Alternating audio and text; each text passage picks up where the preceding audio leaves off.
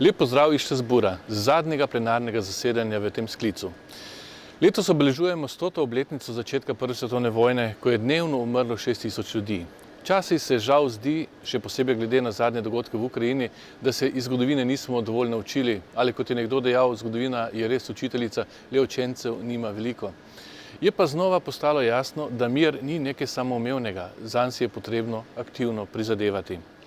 S katerimi temami smo zaključili ta 5-letni mandat, ki je bil še tako zaznamovan z gospodarsko krizo in brezposelnostjo? Vzpostavili smo okvir bančnega poslovanja, po katerem bodo banke in njihovi lastniki imeli več odgovornosti pri morebitnem neuspešnem poslovanju, ne pa tako, kot denimo sedaj v Sloveniji, ko davkoplačevalci rešujemo banke, vključno z 2 privatnima. Naravna katastrofa je letos prizadela dobršen del Slovenije. O tem sem spregovoril tudi v Evropskem parlamentu.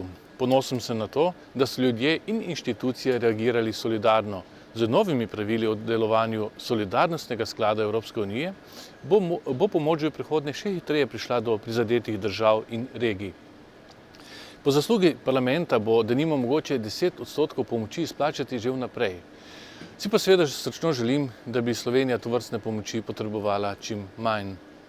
Več varnosti je rdeča nit 4 zakonodajnih pobud z zelo različnih področij. Najprej smo zagotovili več varnosti za upokojence.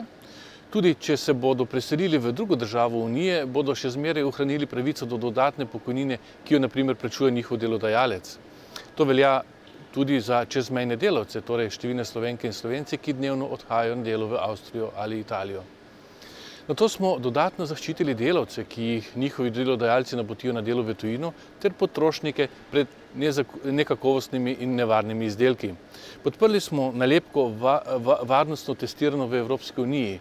S tem bi potrošniki vedeli, da je izdelek preveril neodvisni organ v Evropski uniji.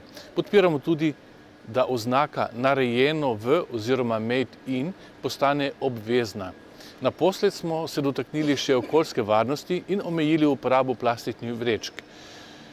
S temi ukrepi bomo zmanjšali uporabo plastičnih vrečk za 80% do leta 2019. Spoštovani, to je bilo moje zadnje poročilo s plenarke v tem mandatu.